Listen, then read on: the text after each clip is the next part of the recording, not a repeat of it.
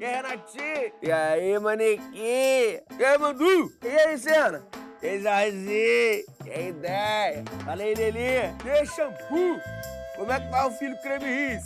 E aí, James? E aí, Claudinho? E aí, Babi? Qual é, Sasha? Qual foi, Camila? Salve, Guilherme! Salve, Salsicha! E aí, Diego? Fala, Kito! Colé, Anderson! E aí, mano, Caleb? Fala aí, Wellington! É que ligação em série diminui a tensão. Aí eu fico relax, né?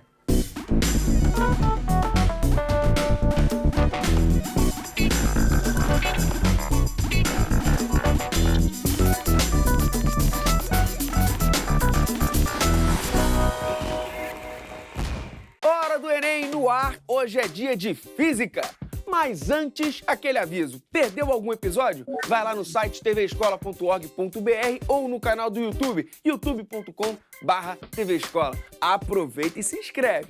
E agora sim, professor Fabrício Schaffer. Opa! Beleza? Posso chamar de Fábio, né, professor? Com certeza. O pessoal me chama assim na internet de Fábio, então vamos lá. Professor, você veio de Porto Alegre. Quero saber como é que tá a preparação dos gaúchos. Elas não eram muito preocupadas com o Enem, se preocupavam com as universidades ali locais, URGS, PUC. Só que é o seguinte, a concorrência bateu a porta e agora tá todo mundo ligadaço no Enem, estudando pra caramba. E quais são as principais dúvidas, professor? Estuda ondulatória, estuda mecânica ali, movimentos, gráficos. Não vai perder nunca, assim, de mente que tu tem que estudar eletricidade, circuitos elétricos. Então, assim, assuntos que sempre caem, a gente dá aquelas dicas, né? Claro que vem aquele aluno, assim, um pouquinho, uma semana antes do Enem, o que eu estudo? Pô, daí é difícil, né? Começa cedo, né, meu amigo? É isso aí. Professor, você trouxe uma questão sobre hidrostática. É um assunto recorrente no Enem, tá certo? Recorrente, certeza. Hidrostática, sim, aparece sempre uma questão ali envolvendo pressão hidrostática ou empuxo, né? Então, para quem ainda não sabe, não entendeu hidrostática, professor, explica o que é. A mecânica dos fluidos é dividida em hidrostática e hidrodinâmica. A hidrodinâmica vai explicar como um avião voa, o ar fluindo, o fluido. O que é fluido? Fluido é um líquido ou um gás. Tá? Agora, a hidrostática, o fluido, líquido ou gás, vai estar em repouso, ele vai estar parado. Tu vai explicar, por exemplo, como é que um navio de toneladas consegue flutuar. Por isso que ela é muito interessante, a hidrostática. Professor, quais são os principais conceitos que o estudante tem que saber para dominar esse conteúdo? Bom, a hidrostática o aluno tem que saber de densidade, de pressão em sólidos, pressão em líquidos, para daí ele conseguir ir adiante aí na hidrostática. Né? Mas a física sempre a gente tem que primeiro pensar no conceito, depois colocar lá a expressão matemática. Tem aluno que acha que é colocar fórmula e já deu, a física é decorar fórmulas. Não, pessoal. Física, tu tem que pegar o seguinte, entender o conceito, porque física significa natureza. Quem estuda física, estuda a natureza. Então, a física está em todo lugar. Então, vamos tentar trazer para o nosso dia a dia, para depois botar ali as expressões matemáticas que, né, deixam bonita a física. A questão que você trouxe é sobre a lei de Stevin. Explica um pouco essa lei, professor. Ok, para explicar a lei de Stevin, primeiro eu tenho que explicar sobre densidade. Beleza. E pressão. Tá? Vamos começar pela pressão. Por exemplo, se eu aplicar uma força de 10 newtons, o que é 10 newtons, Fábio? 10 newtons é assim, sabe quando segura 1 quilograma, um saco de arroz de 1 quilograma? Essa força é de 10 newtons. Mentalizou? Então é o seguinte, eu vou aplicar essa força de 10 newtons. Posso aplicar essa força em ti? Vai lá. Eu vou aplicar no teu braço. Então assim, se eu fizer com o dedo esses 10 newtons, ou se eu fizer com a mão aberta, o que doeu mais? Com o dedo ou com a mão aberta? Com o dedo. Com o dedo. Qual força que eu fiz mais? Eu fiz a mesma força. Mas por que doeu mais com o dedo? Porque quando eu fiz os 10 newtons com o dedo, eu concentrei, eu fiz 10 newtons numa área pequena. Agora, quando eu fiz 10 newtons com uma área maior, o que eu fiz? Eu fiz menos pressão. Então aí é uma questão de pressão. Pressão, matematicamente... Quer ir lá no quadro? Vamos lá no quadro. A pressão é a força, a razão entre a força e a área. Então, com o dedo, como a área era pequena, a pressão era maior, tá? Para a mesma força. Então, aí está o conceito de pressão. Beleza. No sistema internacional, ó, Newton, unidade de força, metro quadrado, unidade de área. Então, Newton por metro quadrado dá unidade de pressão no sistema internacional, que é o Pascal.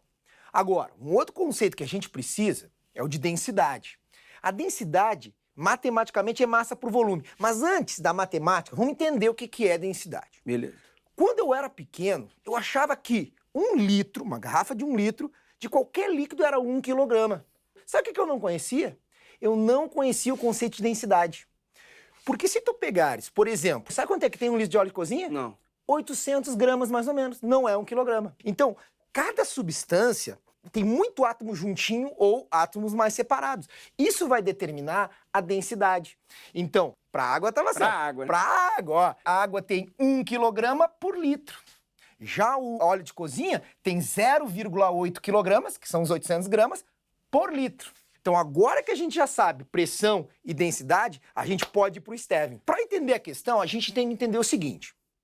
Como é que eu vou ter uma força sobre um fluido? Olha só, nós temos aqui a representação de um copo com líquido e um canudinho. Tu tá vendo que tem aqui, ó, o ponto 1 e o ponto 2? Sim. Tá? O que que tem ali? Acima desse ponto, será que tem algum fluido? Será que tem algum líquido ou gás?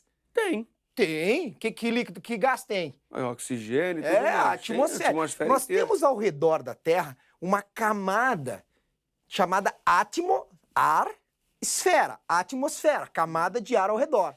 Essa camada de ar, ela não parece exercer muita pressão, mas sabe quanto que é a pressão do ar em relação à água? Quanto de água? Imagina, pega só, tem uns 40 quilômetros de ar em cima da tua cabeça. Uhum. Troca por água, sabe quanto é que daria? Quanto? 10 metros de água. Aí tu vai dizer, será que 10 metros de água tem muita pressão? Sabe quanto em massa? Quanto?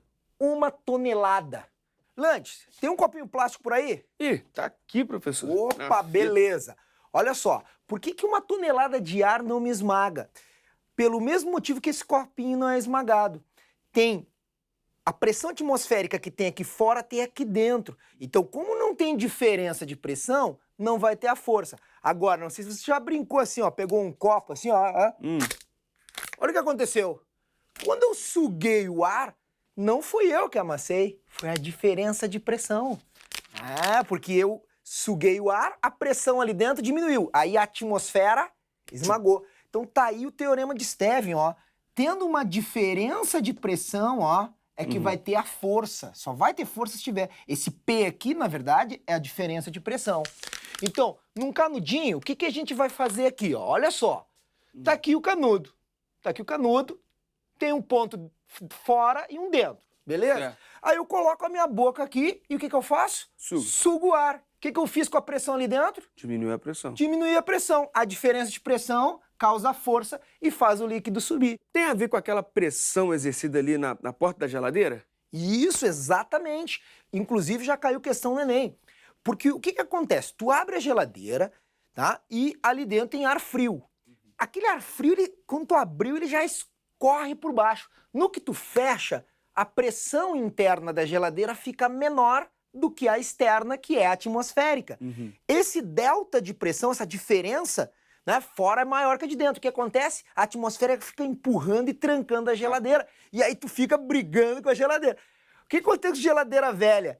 As borrachas estão ruins, aí o ar consegue entrar, equilibrar as pressões e tu consegue abrir normalmente. Beleza? É isso aí. Então agora bora pra questão? Bora pra questão. Vamos lá explicando então a questão do Enem. Ih, já tá lá na tela. Ó. Questão 134 do Enem de 2018, caderno azul, primeira aplicação. Professor, por gentileza. Talvez você já tenha bebido suco usando 2 canudinhos iguais. Entretanto, pode-se verificar que, se colocar um canudo imerso no suco e o outro lado de fora do líquido, fazendo a sucção simultaneamente em ambos, você terá dificuldade em bebê-lo. Essa dificuldade ocorre por quê? Será porque a força necessária para a sucção do ar e do suco simultaneamente dobra o valor? Será que a densidade do ar é menor que a do suco, portanto, o volume do ar aspirado é muito maior do que o volume do suco? Ou velocidade com que o suco sobe deve ser constante nos 2 canudos, o que é impossível com um dos canudos fora?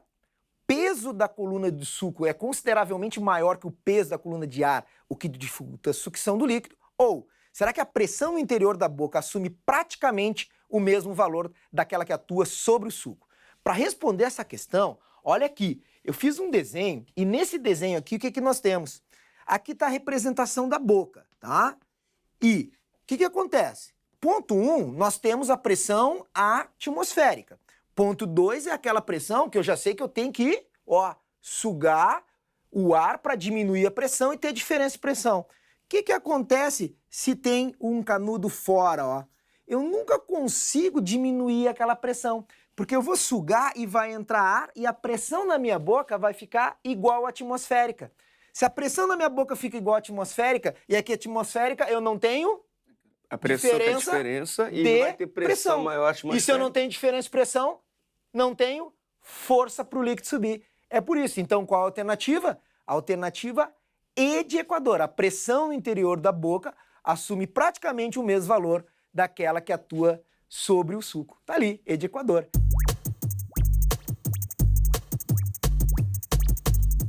Professor, tem alguma opção de resposta ali que poderia deixar o candidato inseguro ou deslizar? Talvez a alternativa A, a força necessária, porque o aluno acha que a força é ele que está fazendo no líquido. Na verdade, ele faz força no ar. E é essa diferença de pressão que vai causar aí a força sobre o líquido. Essa aí podia ser uma pegadinha, talvez. Professor, no primeiro bloco a gente falou sobre hidroestática, que é um assunto recorrente, e agora a gente vai falar de um outro assunto que aparece muito, ondas.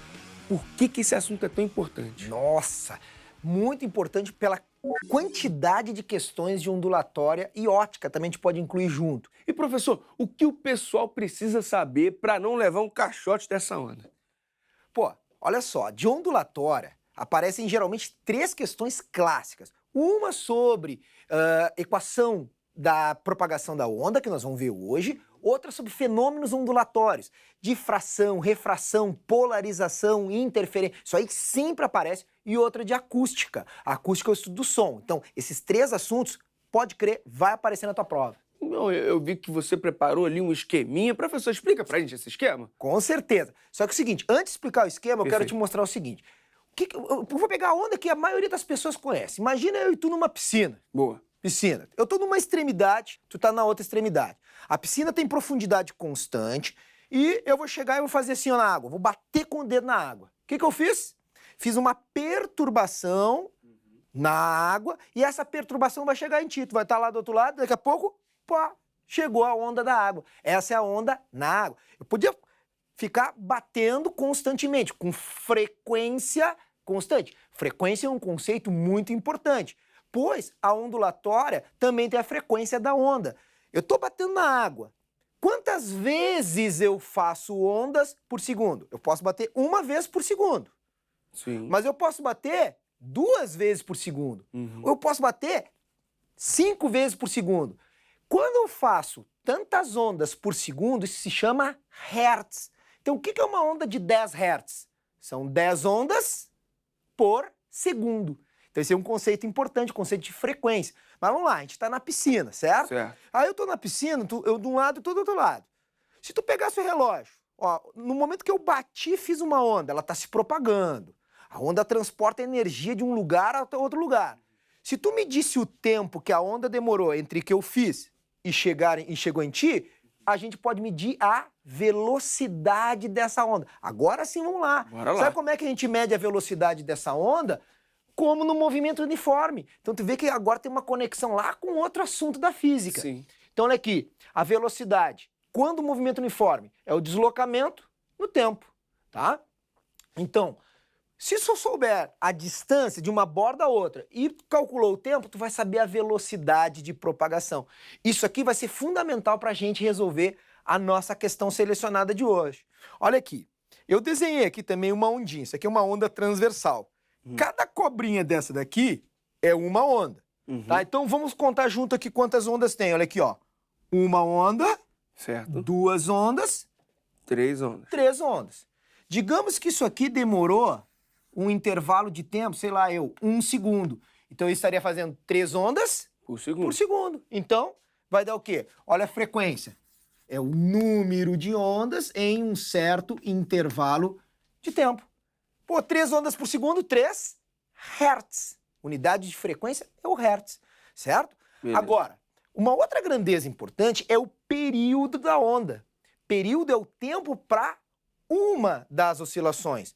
Então, olha só, se tu sabe que foram três ondas em 1 segundo, porque são 3 hertz, bom, quanto tempo demorará para uma das ondas? Faz essa regrinha de 3 e tu vai ver que cada uma das ondas demorou 1/3 de segundo para ser feita. Sim. Na verdade, tem uma facilidade aqui, ó. Quem souber a frequência acaba sabendo o período. Olha só, a frequência era 3 Hz, não era? Certo. Olha lá o período, 1/3. Agora a gente já está apto a fazer a questão selecionada. O que tu acha? Então Vamos lá? agora, vamos aproveitar Corajoso? essa onda. Vamos lá. Bora nessa onda. A questão é a 103 do Enem de 2018, caderno azul, primeira aplicação. Beleza, bora lá então. O sonorizador é um dispositivo físico implantado sobre a superfície de uma rodovia, de modo que provoque uma trepidação e ruído quando da passagem de um veículo sobre ele, alertando para uma situação atípica à frente, como obras, pedágios ou travessia de pedestres.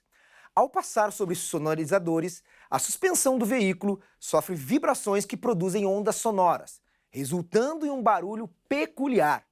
Considere um veículo que passe com velocidade constante de igual a 108 km por hora sobre um sonorizador, cujas faixas estão separadas por uma distância de 8 centímetros. A frequência de vibração do automóvel percebida pelo condutor durante a passagem nesse sonorizador é mais próxima de quantos hertz? Olha só, ele quer a frequência. Bom, mas para calcular essa frequência, a gente vai atrás de quem? Do período, do tempo.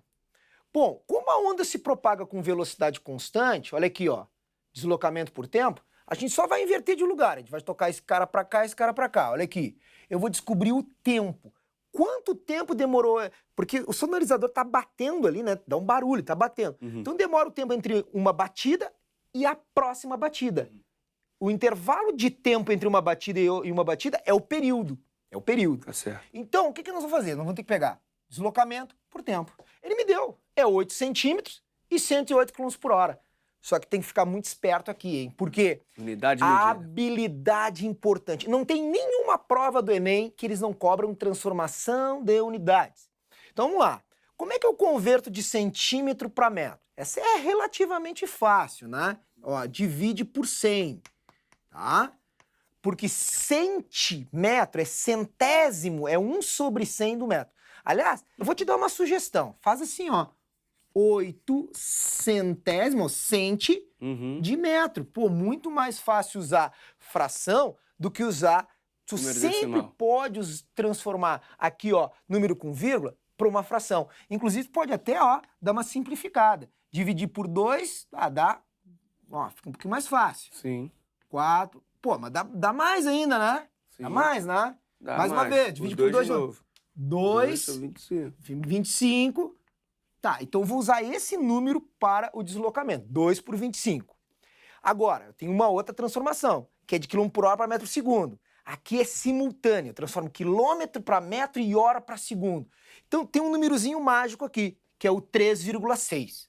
Por que 3,6? Por que o 3,6? Porque quando eu faço simultaneamente, ó, 108 quilômetros por hora, é 108 quilômetros a cada hora. 108 quilômetros é 108 mil metros, porque cada quilômetro são 1000 metros. Certo. E uma hora são 60 minutos e 60 segundos. 60 vezes 60, 3.600 segundos. Aí o que vai acontecer aqui? Vai acontecer que esse zero, corta com esse zero. Esse zero, corta com esse zero. E esse zero, tu põe a vírgula. Por isso vai dar 108 dividido por 3, aí que tá. Perfeito. Então Show de facilita. bola, Na show de verdade, bola. sempre os mesmos números que aparecem. É o 108 km por hora, que é 30 metros por segundo. 72. O aluno vai ver que ele fez duas, Sempre três. aparece. É sempre as mesmas figurinhas carimbadas, tá? Esse aqui é clássico. O aluno que já fez várias provas, ele já nem faz Ele mais já a nem conta. faz, já sabe que é. sabe que é 30 metros por segundo. Beleza, vamos lá? Então, olha só, deslocamento. Tá lá. 2 por 25 metros, tá? E aqui a velocidade 30 metros por segundo. como é que faço aqui? 2 por 25, e aqui eu tinha 30 sobre 1, multiplica invertido. Então vai dar 1 sobre 30. Tá? Então esses dois caras, o denominador estão multiplicando, beleza pura. Bom, aí, o que eu vou fazer? Eu já vou fazer uma malandragem aqui, ó. Frequência é 1 sobre. Eu não quero o período, porque esse resultado aqui vai me dar o período, tempo. Certo. Tempo é o período. Então, se tu quiser já facilitar a tua vida e inverter, porque 1 sobre é inverter. Então, o que eu vou fazer aqui? Frequência é o inverso do período. Certo. Não é isso? Bom, esse é o período. 2 vezes 1. Então, inverte. O que eu vou ter? 25 vezes 30 sobre 2. Essa resposta vai ser em hertz. Então, tá aí a tua resposta. Bom, como é que eu faço esse cálculo? Posso fazer aqui, ó. 3 vezes 25, 75. Então, tá ali, ó. Com um zero. 7, 5, com um zero sobre 2. 750 dividido por 2, fazendo isso aqui, tu vai encontrar 375 Hz. Tá aí. Então, tu encontrou lá a resposta C de Canadá para essa questão. Claro, ela é um pouco mais trabalhosa, ela depende, né, de vários conceitos. Oh, perfeito. Então, C de Canadá é a resposta correta. Bora lá pra frente? Bora lá pra frente.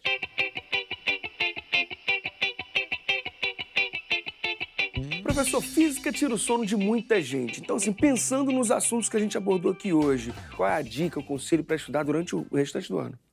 Beleza, assim, ó, física, primeiro vamos estudar a teoria, para depois pensar na expressão matemática, tá? Tem que ter regularidade e tem que refazer todas as provas. Refaz a prova, tá? Porque refazendo a prova tu vai ver como é que é cobrado determinados assuntos. Então tem que treinar, é treinamento, tá? E sempre fazendo revisões, né, pessoal? Não adianta estudar a matéria e depois, 2, 3 meses, né? Sempre revisão, usa flashcard, usa post-it, né? Cola post-it, cartaz em tudo quanto é lugar da tua casa. Até no teto. Até no teto, é isso aí. Tá? Essa é a maneira de estar sempre memorizando e revivendo, então, aí os conceitos e as principais expressões matemáticas. E é nessa onda que chegou a nossa Tsunami Momento Pop Prof.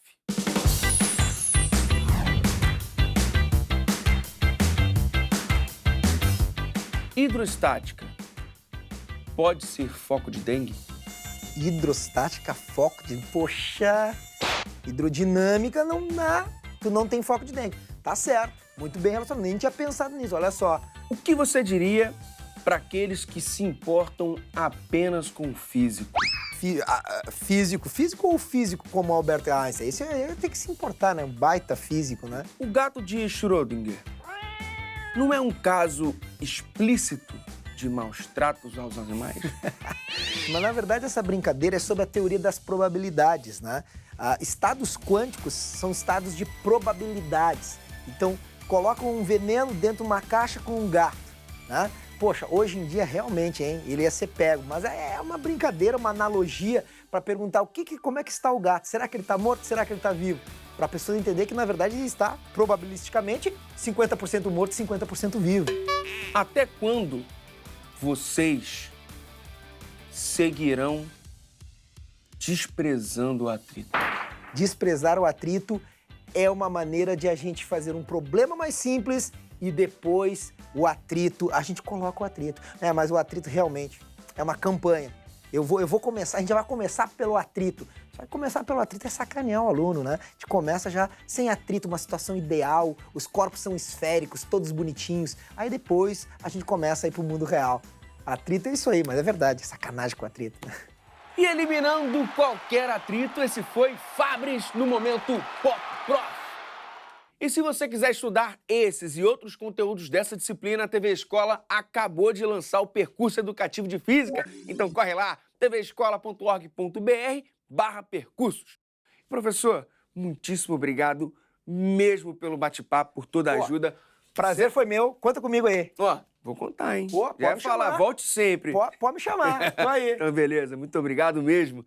Bom, a gente fica por aqui. Eu sei que você já está ligado no nosso site, então corre lá para conferir os outros episódios. Basta acessar tvescola.org.br ou youtube.com/tvescola. E até a próxima. Uhul! Adoro.